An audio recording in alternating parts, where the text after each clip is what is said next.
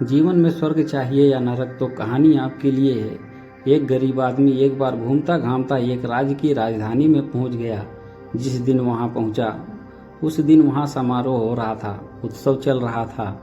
उसने पूछा लोगों से कि भैया क्या चल रहा है। तो एक ने बताया कि यहाँ पर हस्ती पर बंधन समारोह चल रहा है। उसने पूछा भाई क्या होता है इसमें। तो उसने बताया कि यहाँ पर क्या होगा, अभी थोड़ी देर में शाही हाथी आएगा और इस रास्ते से गुजरेगा। उसकी सूंड में एक माला होगी, उसमें वो माला आज जिस आदमी को पहना दी उसे इस राज्य का राजा अपने अगले 5 साल के लिए बना दिया जाएगा। जहाँ इस व्यक्ति ने ये बात सुनी, गरीब आदमी भी खड़े हो जाते हैं लाइन में। क्या पता अपनी किस्मत चमक जाए और शायद आज मेरा दिन है कि मैं घूमते घूमते यहाँ पहुँच गया हूँ। ये भी खड़ा हो गया लाइन। जैसे ही वह हाथी आया, शायद उस दिन प्रभु को ही मंजूर था, ये ही कृपा थी। वो हाथी आया और उसकी सूंड में माला थी। उसने वो माला इस गरीब आदमी को पहना दी और जैसे ही उसके गले में डाली, लोग जयकारे लगाने लगे कि क्या बात है, अपना अगला राजा मिल चुका है।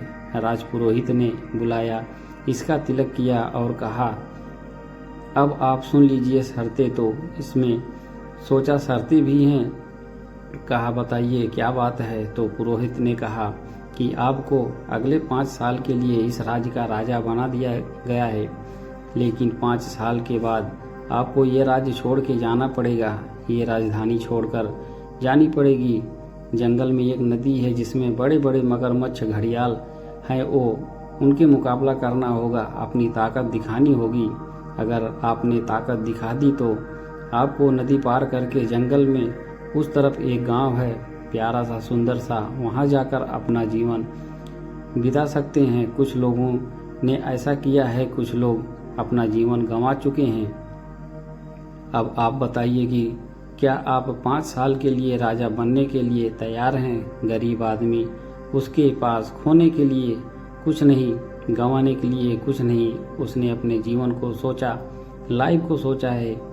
उसने कहा सही है 5 साल तो राजा रहेंगे, फिर कुछ डिसाइड कर लेंगे, कुछ ना कुछ तो होगा। 5 साल के लिए राजा बनने के लिए तैयार हो गया और उसने 5 साल अपने जीवन के जो सबसे बेहतरीन साल थे उसमें बहुत अच्छे से काम किया। सबका ख्याल रखा, सबका ध्यान रखा, सबका फेवरेट बन गया और 5 साल का अब ख़त्म हो गया, पता ही नहीं चला। विदाई का दिन आ गया, लोगों की आंखें भर आई, कितना अच्छा राजा हमें छोड़ के जा रहा है। लोग रोने लगे कि इस बेचारे को अब यातना सहनी पड़ेगी। वो नदी जो है उसमें मगरमच्छ घड़ियाल सब मिलेंगे, क्या पता मर ना जाए। ढोल नगाड़ों से के साथ विदाई हुई।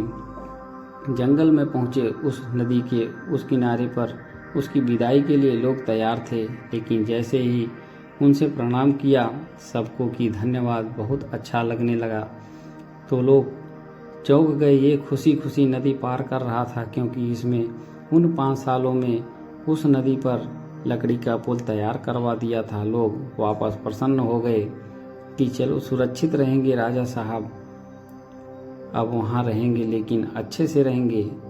कहानी राजा की और नदी की नहीं है, कहानी आपकी हमारी है।